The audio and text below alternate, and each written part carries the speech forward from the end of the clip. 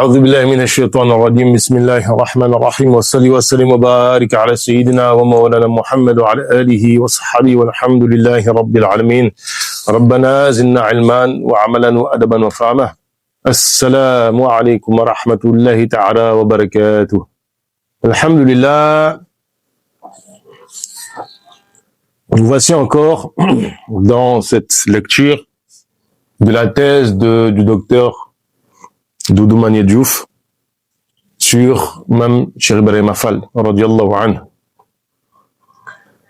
On est dans le deuxième chapitre qui traite du Cheikh, après avoir abordé le premier chapitre, qui dresse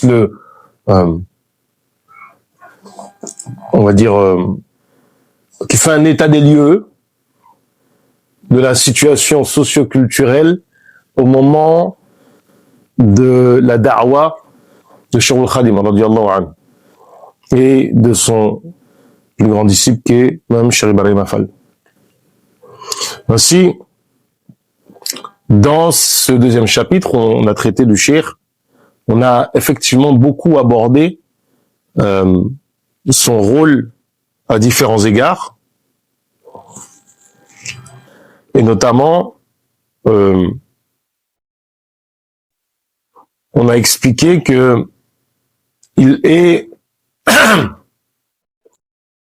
on a expliqué qu'il est l'initiateur, le précurseur des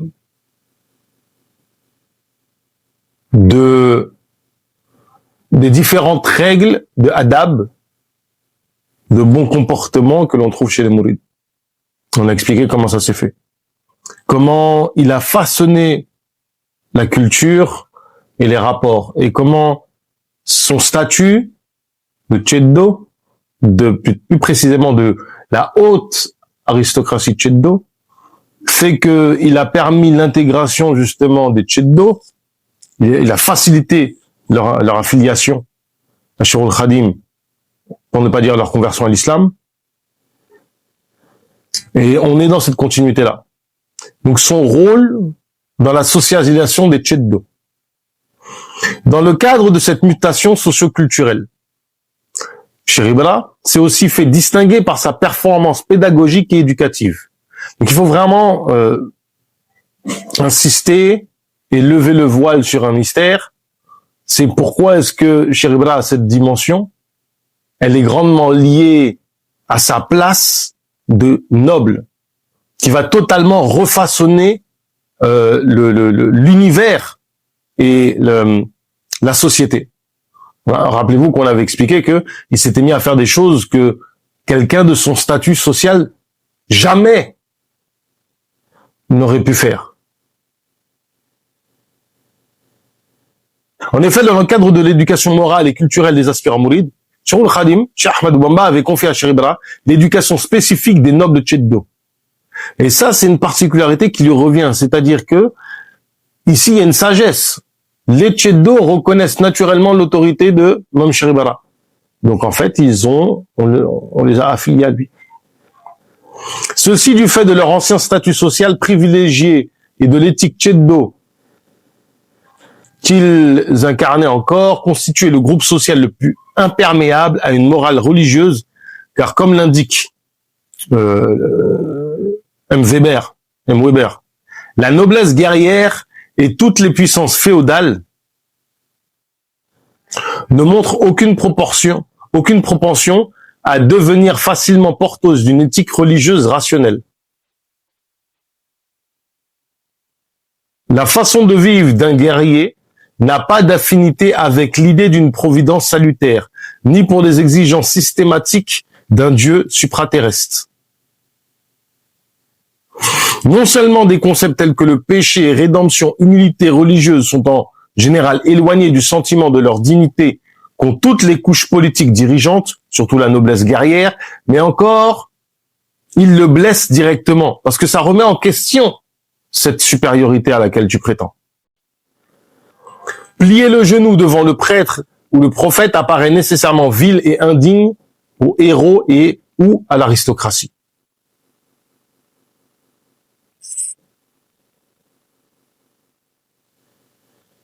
Malgré ces entraves socio-culturelles qui ne favorisent pas la subordination du noble guerrier à l'autorité religieuse, Chéribra, par le biais d'une pédagogie adaptée à la situation fondée sur l'éducation morale et le culte du travail, a réussi à inculquer la culture socio-religieuse mouride au Tcheddo et à favoriser leur socialisation.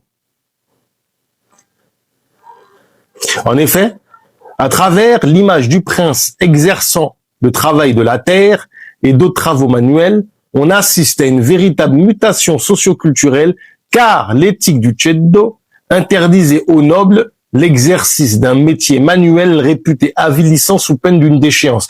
Et ça, ces codes-là vont être totalement explosés. Le noble Tcheddo qui ne travaillait pas, le travail devient sa voie par laquelle il se purifie et se rapproche d'Allah. C'est un changement radical. On n'arrive pas à percevoir en fait le changement social que ça représente, mais c'est vraiment un changement extrêmement radical. En outre, le travail de la terre, la polyvalence professionnelle et les vertus prônées par la morale de la voie Baïfal ont permis à Chéribra d'annihiler les anciennes valeurs caractéristiques de la culture guerrière tcheddo, telles que la violence, l'honneur exacerbé, la suffisance qui seront sublimées dans le cadre du travail collectif où le noble acquiert des valeurs positives comme l'humilité, la maîtrise de soi, la solidarité, etc.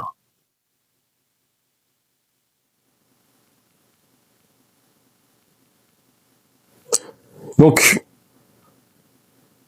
il y a effectivement un changement total de la figure du Tcheddo, qui devient, qui dans une certaine mesure, il y a une logique, si vous voulez, c'est que dans une société traditionnelle qui n'est pas corrompue, comme l'était la société dominée par les Tcheddo, les guerriers ont pour rôle de protéger les populations. Quand il y a corruption de cette société, les guerriers ne protègent plus les populations, mais deviennent des oppresseurs des populations. Notamment, ils vont souvent mépriser les travailleurs manuels, les commerçants, etc. Si vous voulez une analogie, regardez un petit peu le cas du Japon. Et même, en fait, chez les Indo-Européens.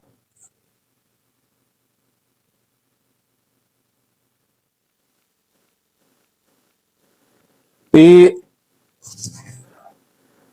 prendre ce guerrier et le remettre au service de la communauté, non plus par l'utilisation de la violence, va refaçonner, en fait, l'organisation sociale.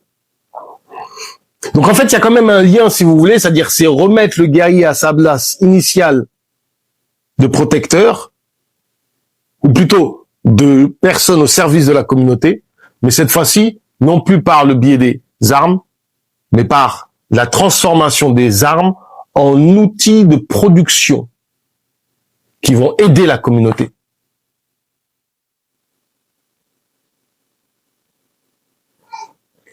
Ainsi, le noble Tcheddo délaisse, alors en Wolof, je vais mal le prononcer, je pense le Tolu Khare, donc le champ de bataille, pour le Tolu al-Arba, le champ communautaire. Il porte le Ndjakhas, les haillons, enfin il a dit haillons, mais c'est plus de les habits rapiécés. Aujourd'hui, vous le voyez beaucoup répandu chez certains de nos frères de la tariqa, d'une branche de la tariqa Chaziliya qu'on appelle les Karkari. Pour ceux qui connaissent pas comment s'habiller les Baïfal, vous regardez les Karkari, c'est plus ou moins les mêmes vêtements. Alors, quelques nuances près. Mais l'idée, en fait, la symbolique chez les Baïfal, les gens, mais pas exactement la même que chez les Karkari. La symbolique chez les Baïfal, c'est, il y a un détournement, c'est-à-dire que vous avez avant des gens de la haute aristocratie qui s'enorgueillaient d'avoir des magnifiques vêtements, etc., d'être bien habillés. Là, justement, ils vont prendre les chutes de vêtements. Il y a ce côté, donc, délaissement du mabon. Il y a aussi ce côté d'humilité, c'est-à-dire que tu ne portes plus des beaux vêtements. Il y a cet aspect travail. Il mendie porte à porte pour se nourrir, ce qui rechignait à faire le peuple Boubou Ardo sous la contrainte d'une islamisation violente.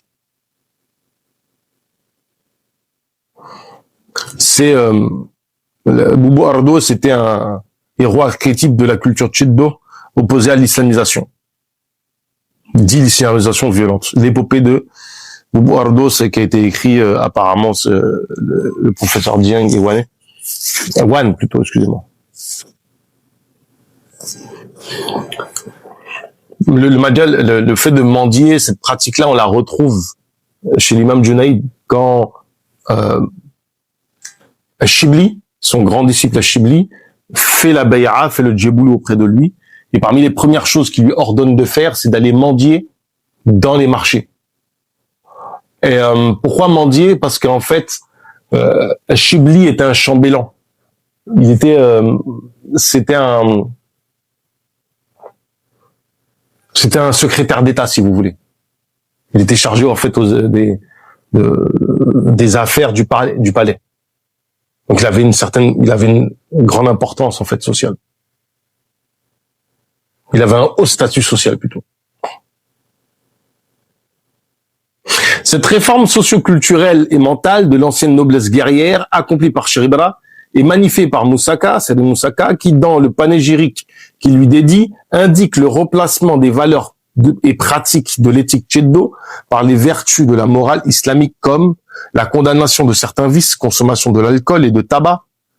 Donc entre Ndiouk et Djamatil, c'est-à-dire les tchèdo, ouvrez et buvez les bouteilles, donc, évidemment d'alcool. Vous avez mis fin à leurs anciennes pratiques. Ils ne boivent plus. Vous avez mis fin à leur consommation de tabac. En matière de tempérance, vous avez fait adhérer Bahar à Ghafour. C'est grâce à vous que son cœur ne bouillonne plus de colère. L'humilité et la patience.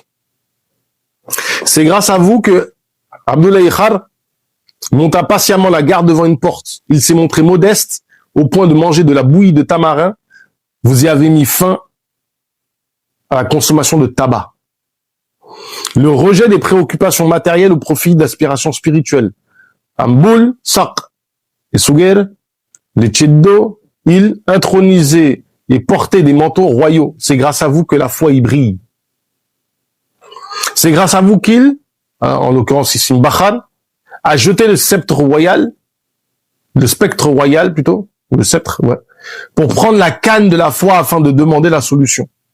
Effectivement, il y a, si vous voulez, la canne est un symbole, notamment chez certains machirs, parce que c'est la canne du berger et la canne du prophète, alayhi salatu wassalam, la canne de Sayyidina Moussa, alayhi salam. Notons cependant que dans le cadre de leur socialisation, les princes conservent et perpétuent des valeurs de la culture tchèdo compatibles avec la morale islamique. Et ça, c'est très important de comprendre comment l'islam refaçonne une société. L'islam ne balaie pas tout. L'islam garde en fait ce qui est bon selon sa perspective et jette ce qui est mauvais selon sa perspective. Ça devient un critère un critère objectif en matière de valeur morale.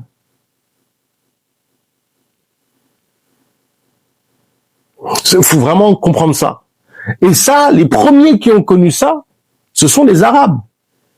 C'est pour ça qu'on vous dit, oui, la religion des Arabes, non.